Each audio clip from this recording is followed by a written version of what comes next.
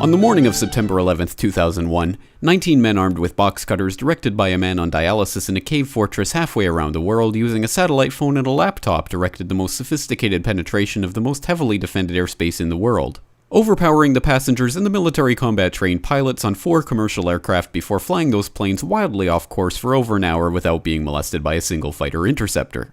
These 19 hijackers, devout religious fundamentalists who like to drink alcohol, snort cocaine, and live with pink-haired strippers, managed to knock down 3 buildings with 2 planes in New York, while in Washington, a pilot who couldn't handle a single-engine Cessna was able to fly a 757 in an 8,000-foot descending 270-degree corkscrew turn to come exactly level with the ground, hitting the Pentagon in the budget analyst office where DoD staffers were working on the mystery of the $2.3 trillion that Defense Secretary Donald Rumsfeld had announced missing from the Pentagon's coffers in a press conference the day before, on September 10th, 2001.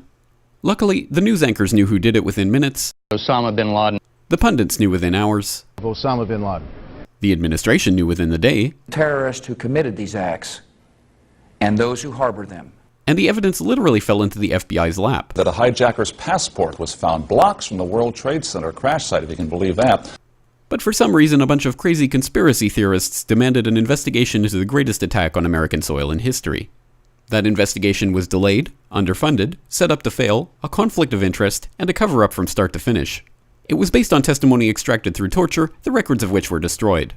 It failed to mention the existence of WTC-7, Able Danger, P-TECH, Sibel Edmonds, OBL and the CIA, and the drills of hijacked aircraft being flown into buildings that were being simulated at the precise same time that those events were actually happening. It was lied to by the Pentagon, the CIA, the Bush administration, and as for Bush and Cheney, well, no one knows what they told it because they testified in secret, off the record, not under oath, and behind closed doors. It didn't bother to look at who funded the attacks because that question is ultimately of little practical significance.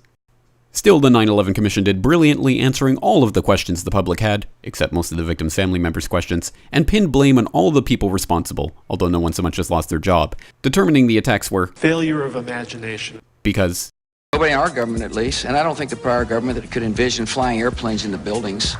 Except the Pentagon, FEMA, NORAD, and the NRO. The DIA destroyed 2.5 terabytes of data on Able Danger, but that's okay because it probably wasn't important. The SEC destroyed their records on the investigation into the insider trading before the attacks, but that's okay because destroying the records of the largest investigation in SEC history is just part of routine record keeping.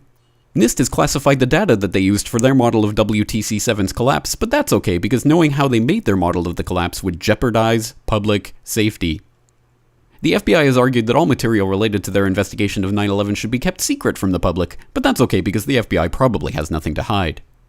This man never existed, nor is anything he had to say worthy of your attention, and if you say otherwise, you are a paranoid conspiracy theorist and deserve to be shunned by all of humanity. Likewise him, and her.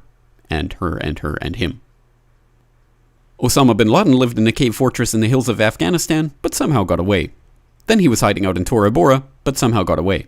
Then he lived in Abbottabad for years, taunting the most comprehensive intelligence dragnet employing the most sophisticated technology in the history of the world for a decade, releasing video after video with complete impunity and getting younger and younger as he did so, before finally being found in a daring SEAL team raid which wasn't recorded on video, in which he didn't resist or use his wife as a human shield, and in which these crack special forces operatives panicked and killed this unarmed man, supposedly the best source of intelligence about those dastardly terrorists on the entire planet.